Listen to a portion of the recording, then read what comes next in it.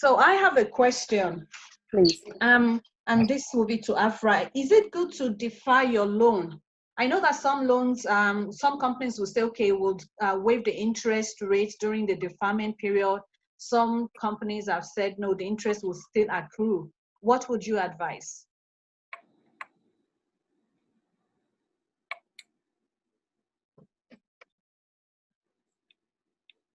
An opportunity.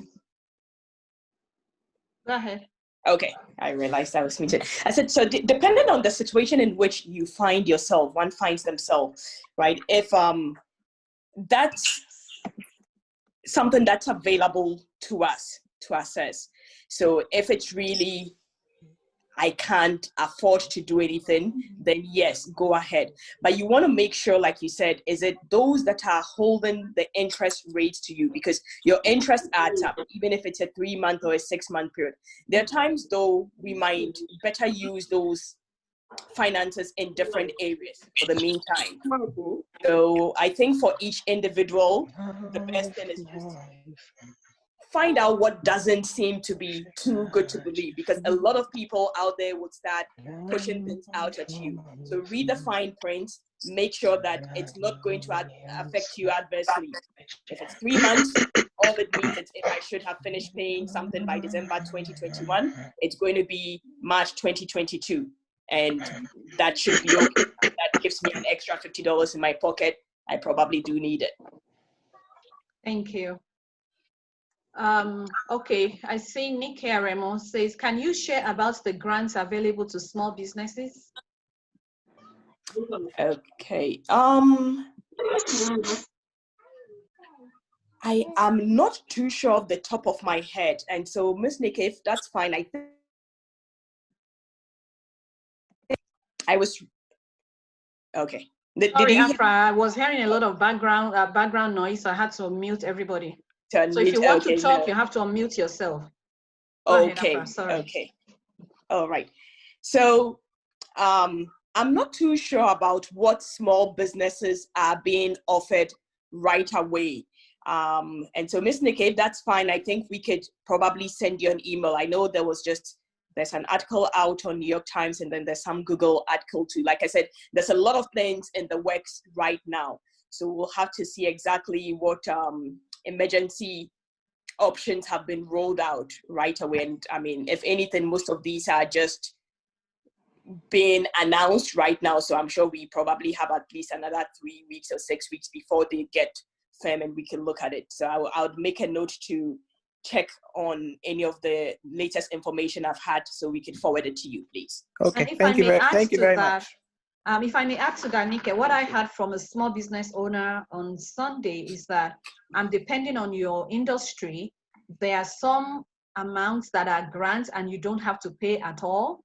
And there are some that are loans and you would have to pay but very little interest rate. So again, it comes down to industry. And like Afra said, a lot of them are still being tweaked. But that's the general guideline that this lady got, that some things are available as grants, small amounts.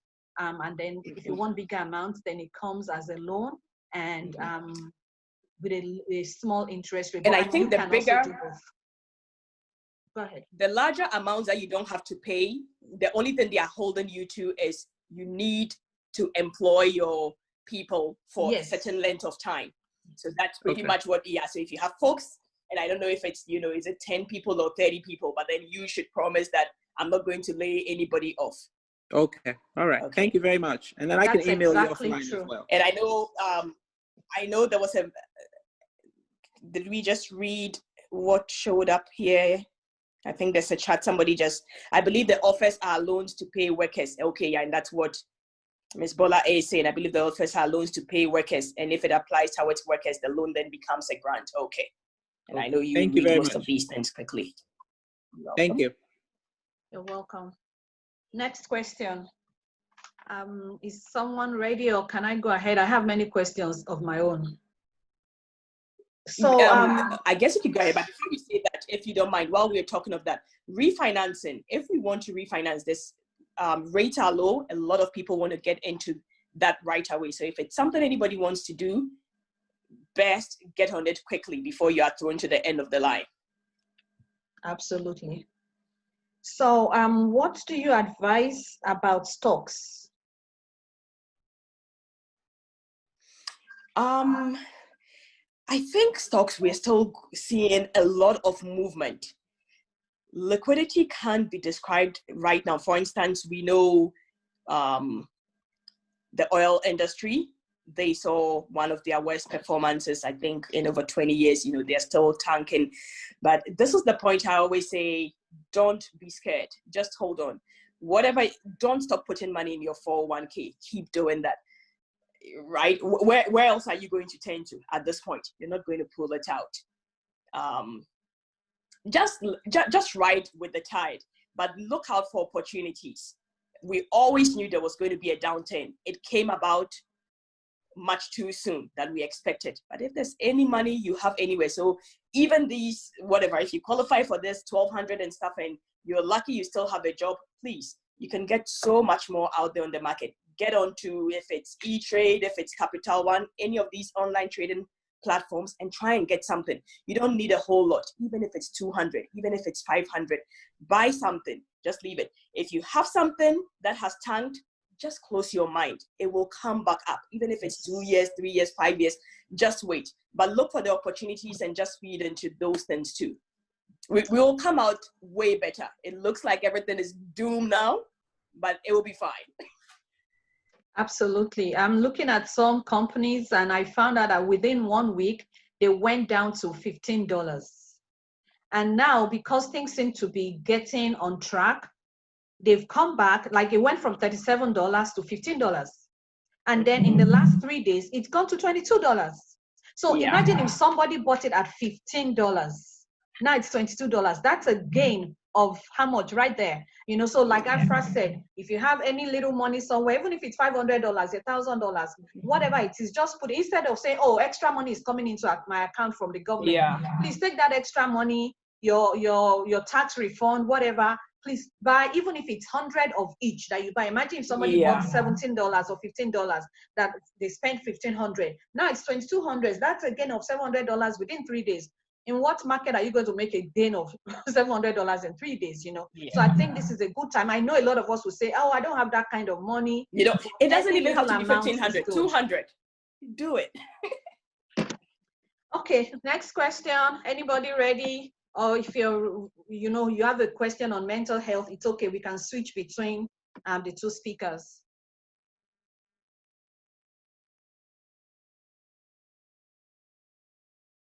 So, okay, I have another question about mortgages. I know you said we can defer our mortgage and all of that. So what is the best way to go about this? If, okay, for instance, I know that some companies have cut their salaries by 50%.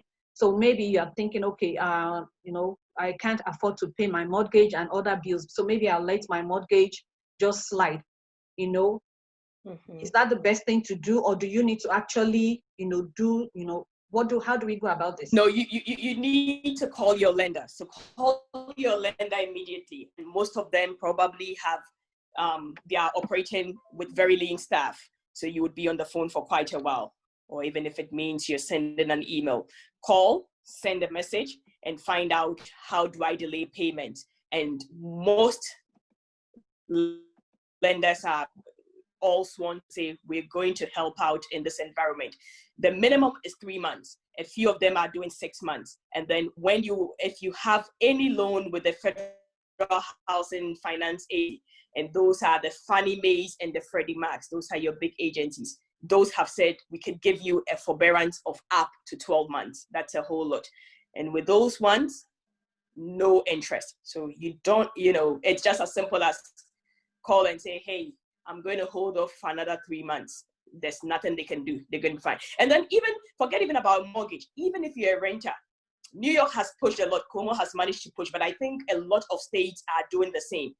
Your landlord would also be able to say, nope, you can't do this. We're giving you 3 months, because they all have a reprieve. There's a moratorium that they have, that they're going to say, one, you can't do any foreclosures within this period. If it's, you know, you rent from somebody, should they also have an FHA loan or anything, they're going to give them that courtesy period for the 3 months, so you can roll under them. So you just let the person know, whoever it is, this is what I have a hardship. And all they're going to ask you is, are you affected? Yes, you're affected. You don't have any disease, but my job is affected. Or, I don't know what's going to happen with my finances. Thank you very much. So does anyone have a question regarding mental health?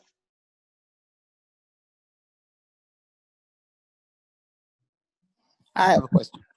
Okay, thank you. Go ahead. And I know that Dr. Ola, I know she's also usually a fitness expert as well. Can you give us some tips on how to, because some of us are stuck at home, working from home, ideas on how, and after a while, you're about to climb up the walls. Can you give us some tips on how to just, maintain a healthy mental state while you're trying to work from home? Some of us have adult kids that are home as well. Just some tips. They're getting on your nerves. Well, close, Sha, but I'm hanging in there. Dr. Ola, are you there? On mute. Okay.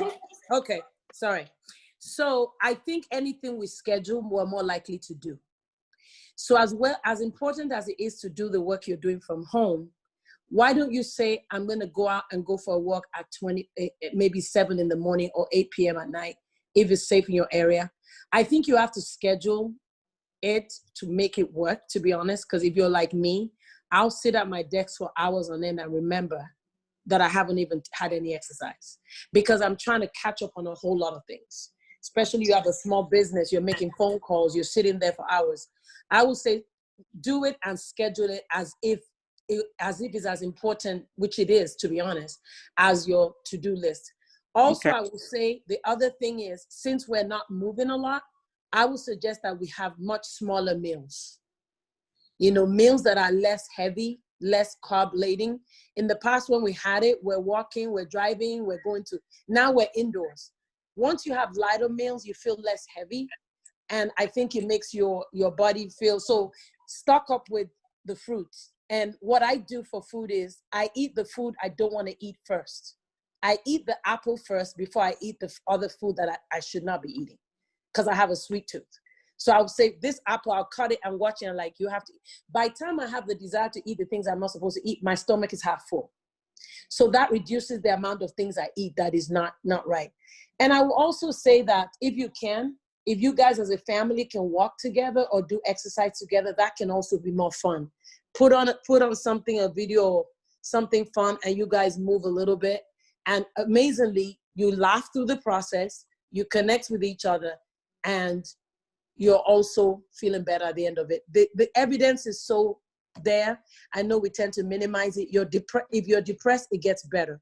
You're better competent in carrying out tasks. You sleep better when you exercise.